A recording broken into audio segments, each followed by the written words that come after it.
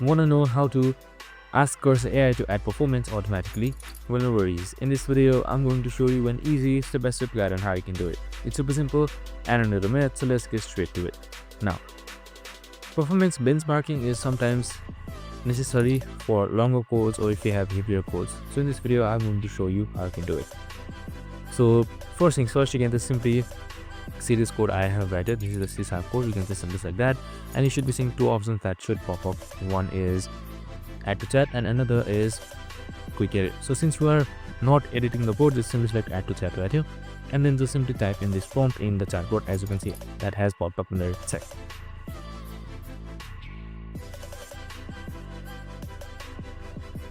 Now just simply select enter, and now once I enter your chatbot should start running and it should show you how long it takes, and that's it.